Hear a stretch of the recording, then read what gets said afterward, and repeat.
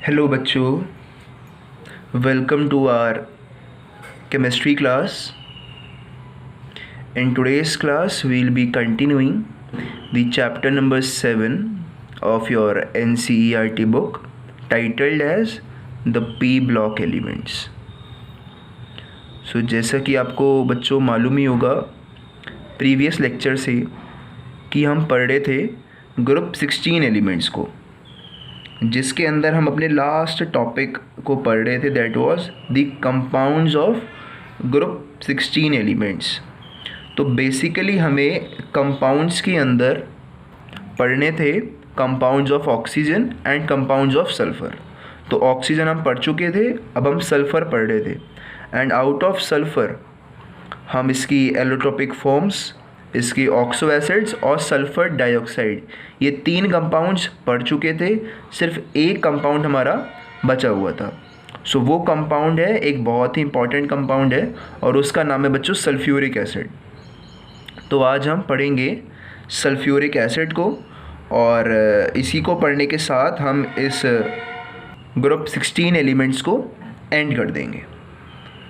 We will be studying sulphuric acid. And remember, after studying sulfuric acid, we'll begin a new group, that is group 17 elements. हम आज शुरू कर देंगे and I'll tell you some of the basic things about them, like electronic configuration, different enthalpies,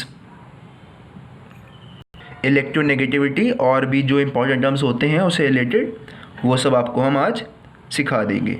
So be attentive. We'll finish group 16 elements and begin group 17 elements immediately after studying sulfuric acid. Sulphuric acid के अंदर ही बच्चों आपके syllabus में इस साल सिर्फ़ और सिर्फ आपको पढ़ना है प्रॉपर्टीज़ और इसके यूजेस. जो इसकी प्रिपरेशन है वो आपके सिलेबस से हटा दी गई है. प्रिपरेशन आपको नहीं पढ़नी है, बट स्टिल जो इसकी प्रिपरेशन है वो बहुत इंपॉर्टेंट है. इम्पॉर्टेंट क्यों है? बिकॉज जो इसकी प्रिपरेशन का प्रोसेस है, दैट इज़ कॉन्टैक्ट प्रोसेस. वो प्रोसेस बहुत इंपॉर्टेंट है. It is very very important. And when I से इट इज़ इम्पॉर्टेंट, तो मेरा मतलब होता है कि वो आपके कॉम्पिटिटिव एग्ज़ाम्स के लिए, आपके आने वाली स्टडीज़ के लिए बहुत इंपॉर्टेंट है वो contact process. So it's my recommendation to you कि आप बच्चों कॉन्टैक्ट प्रोसेस को एक बार ब्रीफली रीड कर लेना. या पहले पढ़ चुके हो contact process in your lower classes, एक बार और दोबारा से इसको रिवाइज़ कर लेना. So this was regarding preparation, जो आपके बोर्ड एग्ज़ाम्स में नहीं आने वाला. तो अब आगे चलते हैं और पढ़ते हैं इसकी प्रॉपर्टीज़ को. तो प्रॉपर्टीज़ बहुत ही इंटरेस्टिंग है. और पहली बात आपको ये बता दें कि ये कंपाउंड जो है, दैट इज़ सल्फ्यूरिक एसिड, ये बहुत बहुत इम्पॉर्टेंट कंपाउंड है किसी भी नेशन के लिए. बिकॉज़ ये एक ऐसा कंपाउंड है जिसको मेजरली हर एक रिएक्शन के अंदर और मोस्ट ऑफ द रिएक्शंस के अंदर हम यूज़ करते हैं, whether the reaction be in the laboratory और टिल द इंडस्ट्री लेवल. हर लेवल पर इस एसिड को यूज़ किया जाता है. So it's a very very important acid. So let's discuss the properties of sulphuric acid. So properties of sulphuric acid के अंदर पहले ये समझ लो कि जो ये एसिड होता है, it is colourless and dense acid. It's a colorless and dense acid. It freezes at 10 degrees Celsius. That's not so important. अगली important बात इसके अंदर ये है कि it is soluble in water. It is soluble in water. अब ये question आपके प्रैक्टिकल एग्जाम्स में आ सकता है कि बच्चों अगर आपको कंसनट्रेटेड सल्फ्यूरिक एसिड को डाइल्यूट करना है या फिर उसका एक्वस सॉल्यूशन बनाना है, if you want to make an aqueous solution of sulphuric acid, so आप क्या करोगे? आप उसको वाटर के अंदर मिक्स कर दोगे, फाइन. बट एक बात ध्यान रखो कि जब आप सल्फ्यूरिक एसिड को मिक्स करते हो वाटर में, so the process is an exothermic process. यानी कि जैसे ही आप वाटर में मिलाओगे सल्फ्यूरिक एसिड को, so a large amount of heat will be evolved. So therefore care must be taken while preparing a solution of sulfuric acid from concentrated sulfuric acid. Okay, और एक होता है बच्चों प्रोसेस बैक/प्रोसेस, अकॉर्डिंग टू विच कि अगर आपने बच्चों एक गलती करी, दैट इज़ कि आपने सल्फ्यूरिक एसिड के अंदर वाटर को ऐड किया to make a solution of it.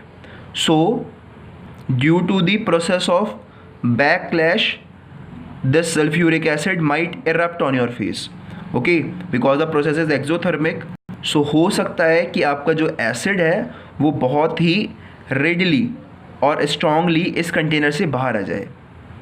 Okay, so that is the reason कि आपसे प्रैक्टिकल में पूछ लेते हैं कि अगर मैं आपसे कहूँ prepare a solution of sulphuric acid using concentrated sulphuric acid, तो आप कैसे प्रिपेयर करोगे.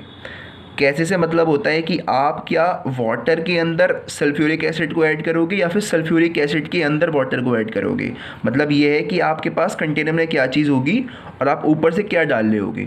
तो ध्यान रखना हमेशा, whenever you prepare a solution of sulfuric acid, always add sulfuric acid into water and slowly, do not add all at once. Add sulfuric acid into water slowly and by constant stirring, इसको हिलाते हुए add करते रहना हल्का हल्का. That is how you prepare the solution of sulfuric acid from concentrated sulfuric acid. आप चाहो तो इसको लिख सकते हो. This is a viva question that may be asked. इसकी अगली प्रॉपर्टी अगर हम बात करें, so it is less volatile. Volatile, I hope you know the term volatile. The meaning of volatile is that tendency of a substance to change into vapors. So it's less volatile. Petrol is highly volatile. आपने सुना होगा कि अगर आप petrol को खुला हुआ रख देते हो in environment, in the atmosphere, so it readily converts into vapor and disappears. So it is volatile. सो ये बहुत इंपॉर्टेंट टर्म है, कई बार यूज़ होता है केमिस्ट्री के अंदर. So you must know this term volatile. आगे चले तो it is a really strong oxidising agent. It can act as a oxidising agent, मतलब ये खुद रिड्यूस हो सकता है और ऑक्सीजन को किसी और को दे सकता है. ये टर्म कभी भी कंफ्यूज मत होना, ऑक्सीडाइजिंग एजेंट और ऑक्सीडेशन. अगली इंपॉर्टेंट प्रॉपर्टी है that it is a very very good acid. It has a strong acidic character. This we all know very well. So बच्चों ये इसकी कुछ इंपॉर्टेंट प्रॉपर्टीज़ हैं due to which it plays an important role for us in different chemical reactions, and these properties are also responsible for its nature under different chemical reactions. For example कि जो बच्चों आपने यहाँ पर देखा that it readily reacts with water. जो आपका sulphuric acid है, it has H2SO4 has great affinity for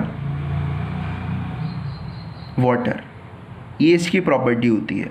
so हम इसी प्रॉपर्टी को यूज़ करते हैं सल्फ्यूरिक एसिड की to remove unwanted water vapours और पार्टिकल्स फ्रॉम पर्टिकुलर सब्सटेंस. कि अगर मेरे को किसी सब्सटेंस को डिहाइड्रेट करना है, I want to remove the water component of that particular substance provided that substance do not react with sulfuric acid. So मैं क्या कर सकता हूँ कि उस सब्सटेंस को जिसको मुझे डिहाइड्रेट करना है, I will add that substance into sulphuric acid. अब क्योंकि सल्फ्यूरिक एसिड उस सब्सटेंस से तो रिएक्ट करेगा नहीं, बट जो वाटर है उस सब्सटेंस के अंदर जो हमें हटाना है, ओके, वो उससे रिएक्ट कर जाएगा. और उससे रिएक्ट करने के बाद वाटर को तो अपने साथ वो ले जाएगा और जो सब्सटेंस था वो वैसा हमें मिल जाएगा in its dehydrated form. That is कि आप सल्फ्यूरिक एसिड को यूज़ कर सकते हो to remove water from a particular compound. ऐसे आप इसको सिंपली समझ सकते हो. And since it is a good oxidising agent, so it undergoes several reactions and oxidise compounds. For example अगर हम इसको सल्फ़र को रिएक्ट करवाते हैं with sulphuric acid, so what it will do is कि ये सल्फ़र को ऑक्सीडाइज कर देगा. It will give you sulphur dioxide plus water. यानी कि इसके अंदर स्ट्रॉन्ग ऑक्सीडाइजिंग एजेंट की तरह बिहेव करने की प्रॉपर्टी होती है. और यहाँ सभी प्रॉपर्टीज़ के अंदर हम बात कर रहे हैं बेसिकली कंसनट्रेटेड सल्फ्यूरिक एसिड के बारे में. And remember one more thing that the dissociation constant of sulfuric acid is very high, so therefore it is a very good it is a very strong acidic character. Why it has a strong acidic character? Because its dissociation constant is very much. By dissociation constant what I mean is that it readily breaks into H plus ions and one more ion, क्योंकि H plus ions is the property of N acid, कि जब आप किसी acid को dissolve करते हो water में तो it should give you H plus ions, तभी हम उसको एसिड बोलते हैं. Okay, by one of the criteria for a substance to be an acid. So इसकी क्या है, it has very high dissociation constant, कि ये बहुत ही रेडली ब्रेक हो जाता है into H plus ions. Because एक कंपाउंड जितना ईजिली H प्लस आयन्स में ब्रेक होगा वो उतना ही अच्छा एसिड होगा. This you must remember. So ये इसकी कुछ प्रॉपर्टीज़ थी, और इन प्रॉपर्टीज़ में से बेसिकली इस प्रॉपर्टी से बहुत क्वेश्चन आते हैं, इस प्रॉपर्टी से और इस प्रॉपर्टी से. ये तीन प्रॉपर्टीज़ मेजरली इंपॉर्टेंट हैं, बाकी ये दो भी इक्वली इंपॉर्टेंट हैं. बट इफ़ आई से कि अगर आपको ज़्यादा एम्फेसाइज करना है तो वो इन तीन प्रॉपर्टीज़ पर करना है, क्योंकि मेजरली क्वेश्चन इन तीन प्रॉपर्टी से ही आते हैं रिगार्डिंग सल्फ्यूरिक एसिड. और जो भी रिएक्शंस हैं over where sulphuric acid is acting as an oxidising agent आपकी केमिस्ट्री की NCERT की बुक में, वो सारी इंपॉर्टेंट हैं. So you must also read them.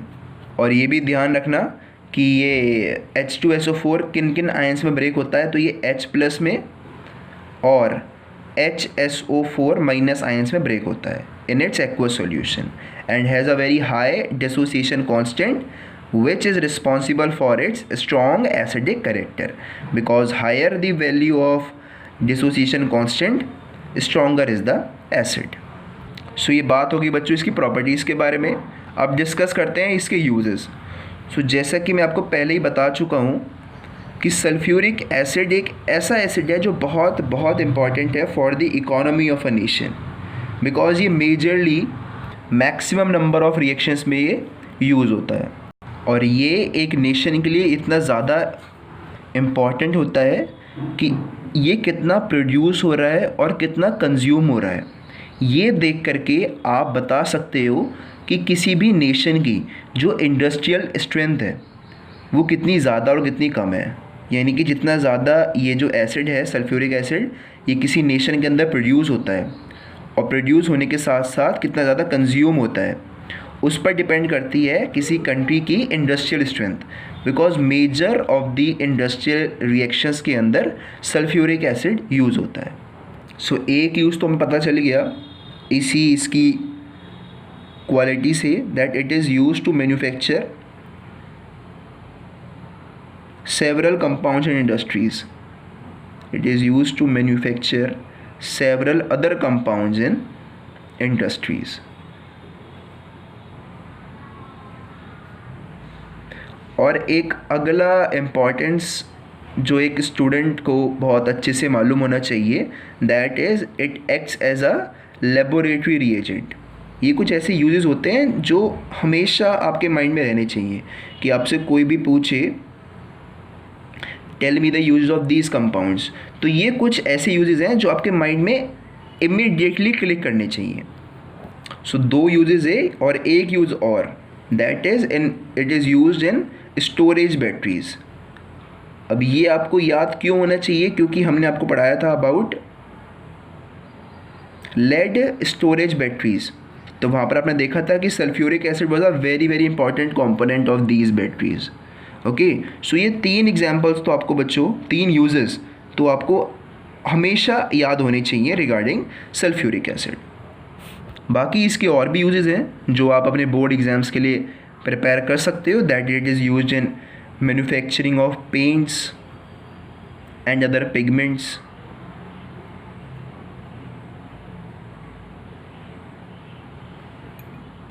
It is also used for manufacturing of fertilizers, a very major use of sulfuric acid.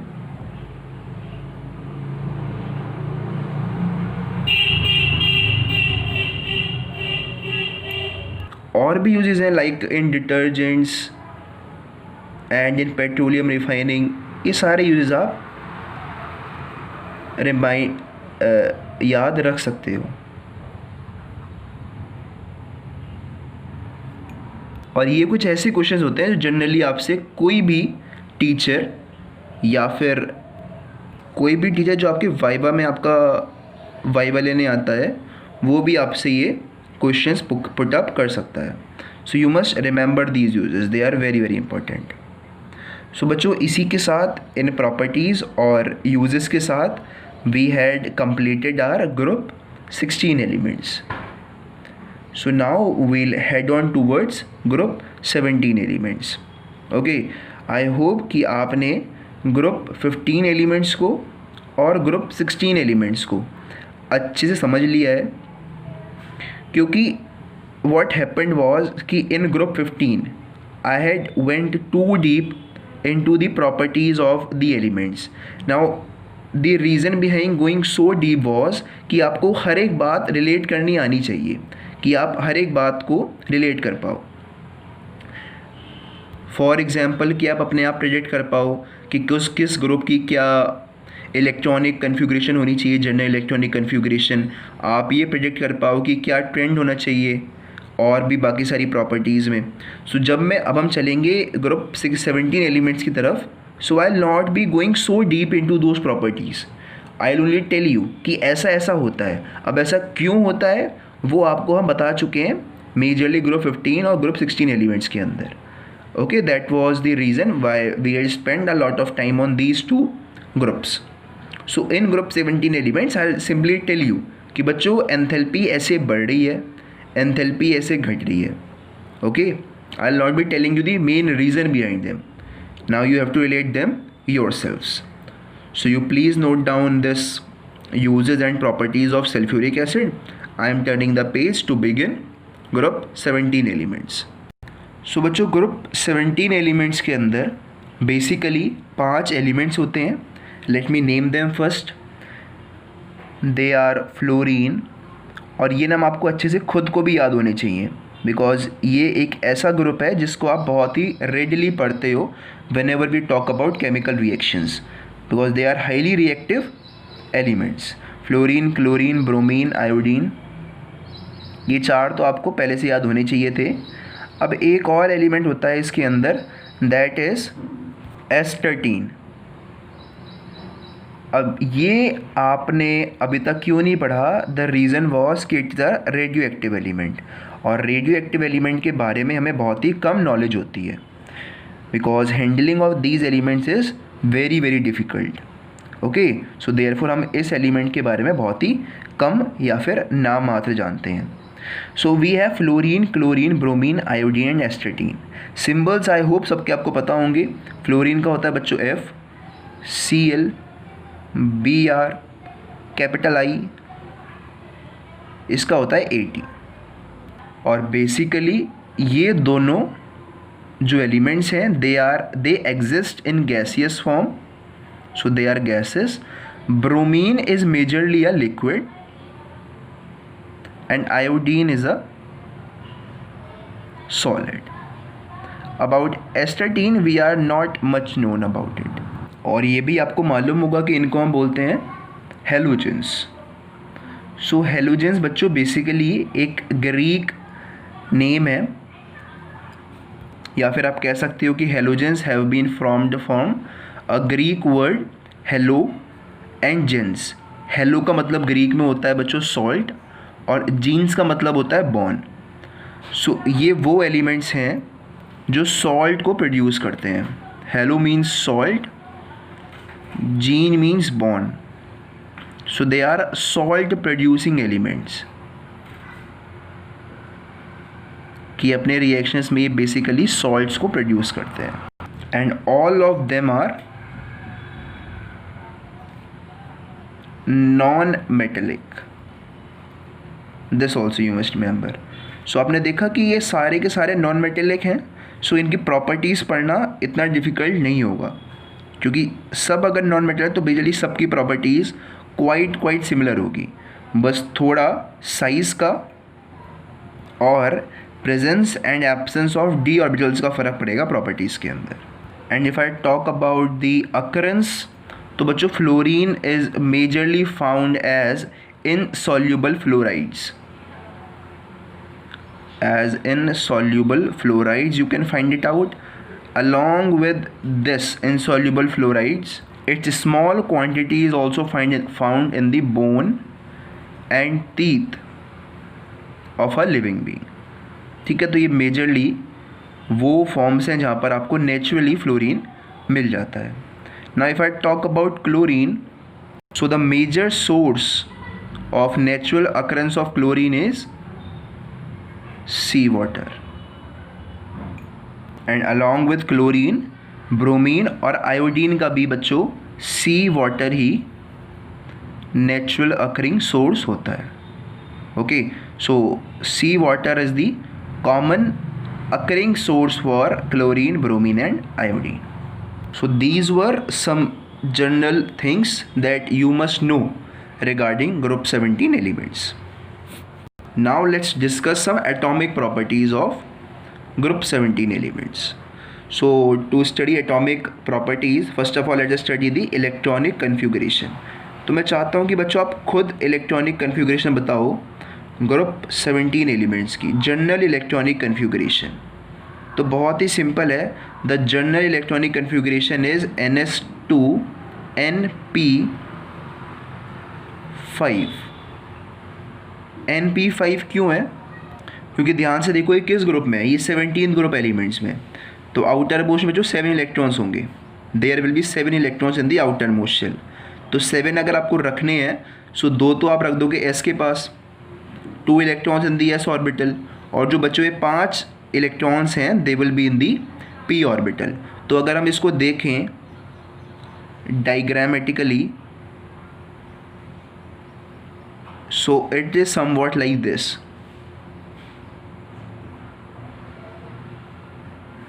So आप ध्यान से देखो तो इसको सिर्फ एक ही इलेक्ट्रॉन चाहिए to acquire the noble gas electronic configuration. तो दैट इज द रीज़न कि why these elements are highly reactive elements. यही रीज़न है कि ये हाईली रिएक्टिव होते हैं. क्यों इतने रिएक्टिव होते हैं? क्योंकि इनको मालूम है कि अगर हमने थोड़ी सी भी अपनी रिएक्टिविटी दिखाई, सो हमें ईजिली एक इलेक्ट्रॉन मिल जाएगा और हम अपनी आउटर मोस्ट इलेक्ट्रॉनिक कन्फिगरेशन को एक नोबल गैस इलेक्ट्रॉनिक कन्फिगरेशन के बराबर रख पाएंगे, which is an highly stable electronic configuration. Okay, so that is the reason behind their highly reactiveness. So now let's talk about its atomic and ionic radii. So if I talk about atomic radii, so एक trend तो हम सबको मालूम है कि as we'll move down the group the atomic radii increases. So ये general बात तो आप लिख ही सकते हो that it increases in moving down the group. It increases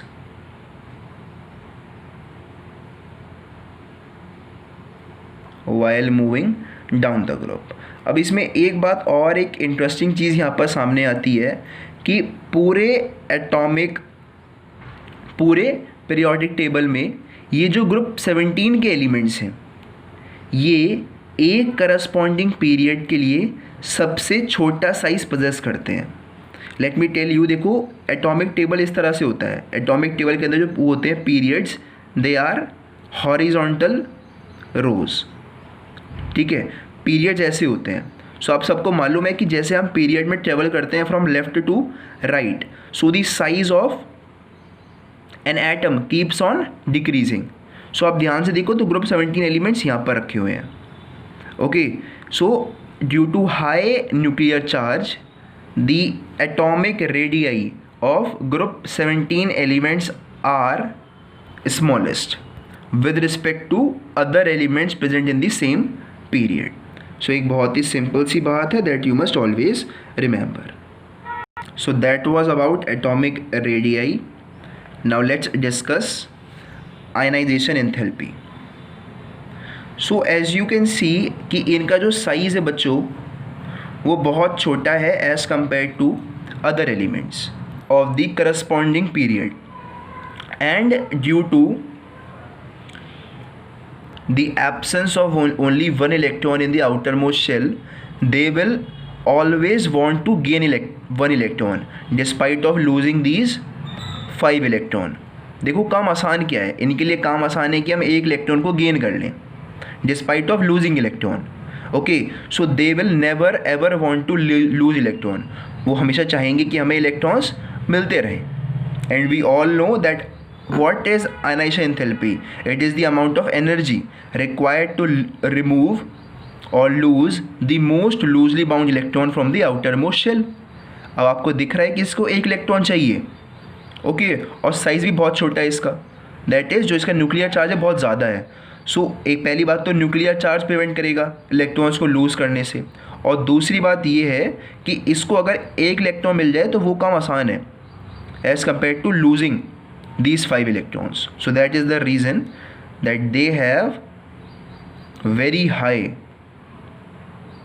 ionization enthalpy, कि हमें बहुत ज़्यादा एनर्जी देनी पड़ेगी अगर हम चाहते हैं कि इसके इलेक्ट्रॉन्स लूज हो जाएं आउटर मोस्ट शेल के.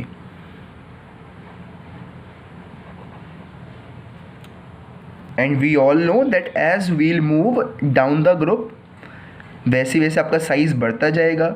अगर साइज़ बढ़ रहा है तो जो distance between the outermost shell और न्यूक्लियस है वो बढ़ता जाएगा. And if it will go on increasing, so therefore it will be easy to lose electron. So therefore ionisation enthalpy decreases on moving down the group. A simple thing. ये तो एक general trend ही है, nothing important. So that was about ionisation enthalpy. अब आगे चलते हैं और पढ़ते हैं इलेक्ट्रोनेगेटिविटी को. सो इलेक्ट्रोनेगेटिविटी एक बार रिकॉल कर लो that it is the tendency of an element to gain electron. और ध्यान से देखो कि इनकी खासियत क्या है. ग्रुप 17 एलिमेंट्स की इनकी खासियत ही ये है कि इनको तो एक इलेक्ट्रॉन चाहिए. So they have very high tendency to gain electron. That is the reason that the elements of group 17 have highest electronegativity as compared to the other elements of the periodic table. Let me tell you, fluorine is the highest electronegative element of the entire periodic table. So all the elements have high electronegativity. Reason आपको पता चल गया होगा अभी तक कि इनको सिर्फ एक ही इलेक्ट्रॉन चाहिए, तो इनकी तो टेंडेंसी ज़्यादा होगी ही इलेक्ट्रॉन्स को गेन करने की, so that they could get stable. So they have very high electronegativity. And we all know कि जैसे जैसे हम ग्रुप में नीचे ट्रेवल करते जाएंगे वैसे ही हमारी इलेक्ट्रोनेगेटिविटी भी कम होती जाएगी. क्यों? वही सेम रीज़न है. So it decreases on moving down the group. That is the reason कि आपने क्लास 11th में पढ़ा था कि fluorine is highest electronegative element.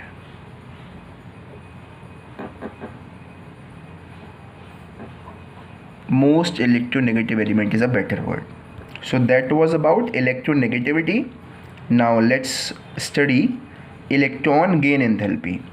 Electron gain enthalpy again you will be knowing कि क्या होता है. एक बार फिर से रिकॉल कर लो बच्चों इसको, इलेक्ट्रॉन गेन एंथैल्पी को. सो वी ऑल नो कि ये चाहते हैं कि हमें इलेक्ट्रॉन मिले, और इलेक्ट्रॉन मिलने पर क्या होगा, they will release energy, they will become stable. तो जितनी ज़्यादा नेगेटिव इलेक्ट्रॉन गेन एंथैल्पी होगी उतनी ज़्यादा टेंडेंसी होती है, उतने ज़्यादा स्टेबल हमारा कंपाउंड होता है, उतना ही ज़्यादा हमारा स्टेबल कंपाउंड होता है. जितनी ज़्यादा नेगेटिव इलेक्ट्रॉन गेन एंथैल्पी होगी उतना ही ज़्यादा स्टेबल हमारा कंपाउंड होगा. क्यों होगा? क्योंकि उसने बहुत ज़्यादा हीट लूज़ करी है on gaining that electron. Heat lose करना यानी कि स्टेबिलिटी को पास लाना. ध्यान रखना, अगर ज़्यादा एनर्जी तो कम स्टेबिलिटी. ये एक बहुत ही सिंपल सी बात है, आपको पता होनी चाहिए. अगर एनर्जी कम है तो स्टेबिलिटी ज़्यादा होगी. So more the negative electron gain enthalpy, more stable is the ion formed after gaining the electron. That is the reason why the group 17 elements have maximum negative electron gain enthalpy as compare to the other elements of the corresponding period. और reason तो आप समझ ही गए होंगे कि ऐसा क्यों हुआ। ऐसा इसलिए हुआ क्योंकि वो एक इलेक्ट्रॉन को जैसे ही गेन करते हैं दे बिकम स्टेबल, और अगर स्टेबल ज़्यादा होंगे तो एनर्जी ऑब्वियसली बात है कम होगी, तो एनर्जी नेगेटिव होगी। और जैसे जैसे हम ग्रुप के नीचे ट्रेवल करेंगे वैसे ही वैसे ये जो हमारी एंथैल्पी है it will go on becoming less negative, it will go on becoming less negative. So on moving down the group, electron gain enthalpy becomes less negative. A very simple thing.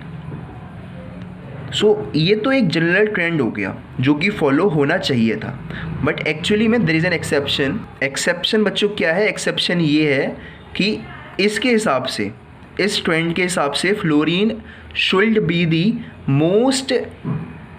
The element that has the maximum negative electron gain enthalpy.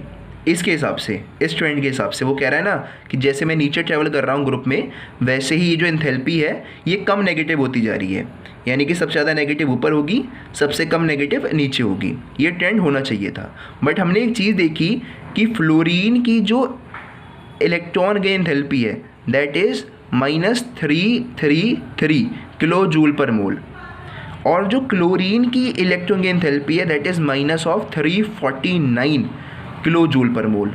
तो आप ध्यान से देखो कि ये 333 है और ये 349 है, यानी कि क्या हुआ कि और नेगेटिव हो गई electron gain enthalpy on moving down the group, और ये कह रही है कि लेस नेगेटिव होना चाहिए। सो दिस इज़ एन एक्सेप्शन। ये क्या है बच्चों? ये एक एक्सेप्शन है that chlorine is the element that has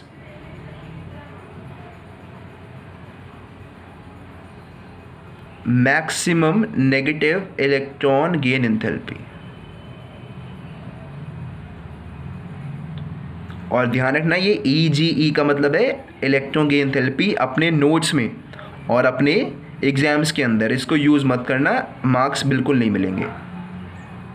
so बच्चों ये एक एक्सेप्शन है, this you must remember.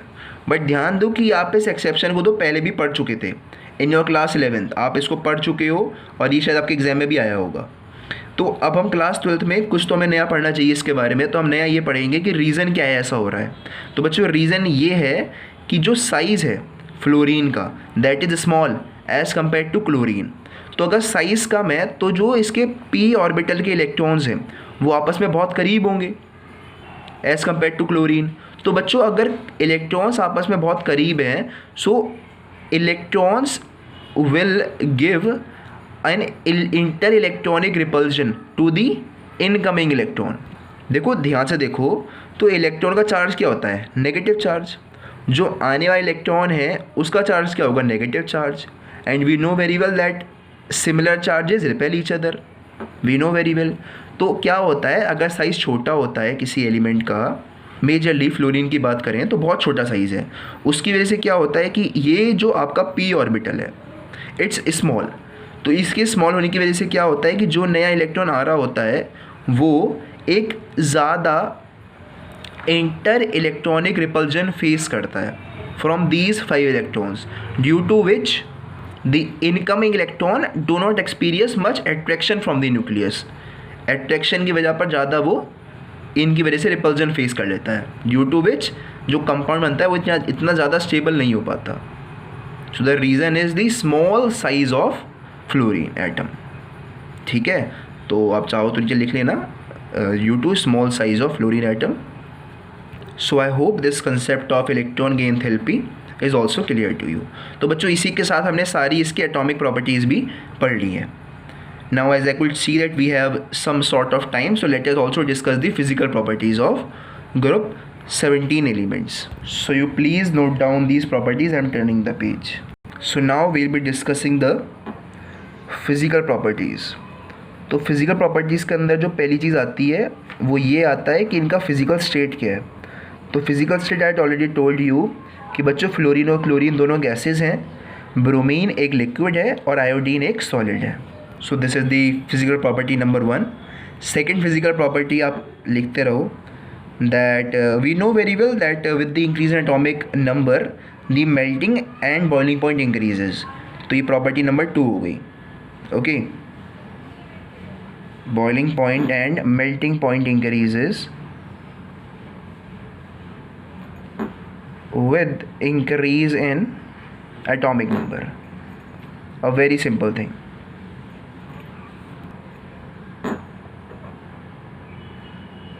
Now the third property is important because this property tells us कि जो भी इसके आयंस हैं, जो भी एलिमेंट्स हैं ग्रुप 17 एलिमेंट्स के, they all are colored compounds. That is, all halogens are colored.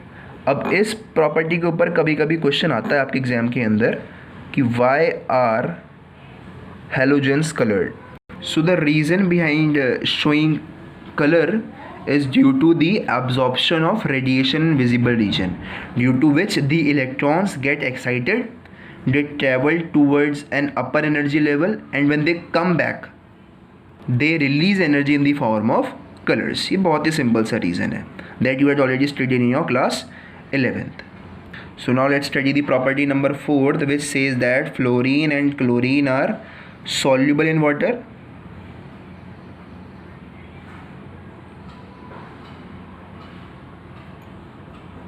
whereas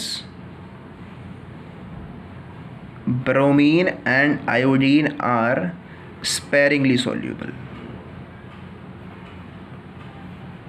देखो फिजिकल प्रॉपर्टीज़ में से बहुत ही कम पार्ट आपके एग्जाम के अंदर आता है, but these properties are important for general knowledge.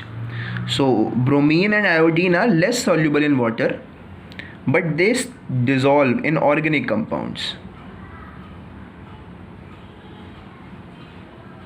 But they dissolve but soluble in different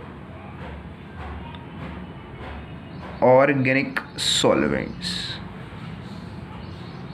अब बच्चों इसकी एक और फिजिकल प्रॉपर्टी है जो केमिकल प्रॉपर्टीज़ को इफ़ेक्ट करती है.